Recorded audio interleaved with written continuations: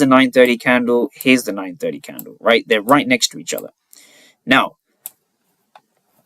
what we can see, we see a red candle, right? We see a lot of aggressive sellers peeping outside the zone. But what I was interested in is the top part, especially in the level. So what a candlestick doesn't show you, or this big wick, I guess, some people will call it a wick rejection, some people might call it, you know, a hammer, whatever you want to call it.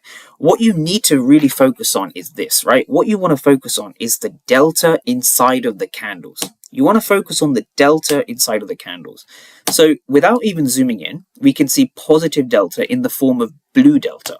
So when you see this blue delta, this specifically refers to the fact that the ask, so the right number, is greater than the bid. And so what that means is there are more aggressive buyers and aggressive sellers.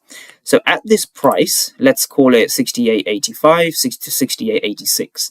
So within this region, 68.86 to 68.85, this region here, what's going on is this. What's going on here is we see a lot of aggressive buyers, but the market was unable to sustain higher prices. So what it shows you in this region is there is a passive seller sitting over here. Now, from an order flow perspective, it's very simple. This is what you're looking for. So once you tag into a key level, right? Once you tag into a key level, there's only one of two things you can see. You can either break above, right? Let's write that down. You can either break above or you can break below. Now, in this case, the first sort of, let's say 1-2 minutes, right? 9:30, 9:31, we break below the zone, right? We break below here, we break below here. Now, you can either break above with sellers, and this is where the order flow becomes important, right? Aggressive sellers.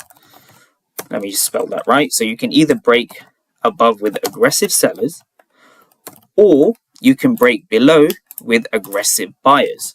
And notice how it's sort of the opposite here. So what we're looking for is if you break above, you're actually looking for sellers, right? And if you break below, you're actually looking for buyers. And this is the whole concept of order flow. This is how order flow works. When you break below a zone and you see these aggressive buyers, right? What that means is that these aggressive buyers have been unsuccessful, right? We call this a buyer absorption. And principally, this is the only reason a fair value gap or an opening range breakout is going to hold.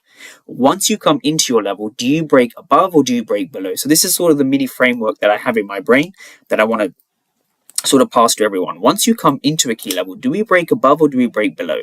Okay, the first 5 or the first 2 minutes, we break below the zone.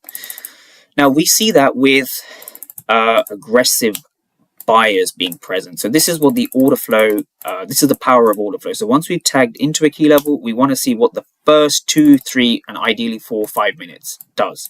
So 9:30, 9:31, 2, 3, 4, and then 5.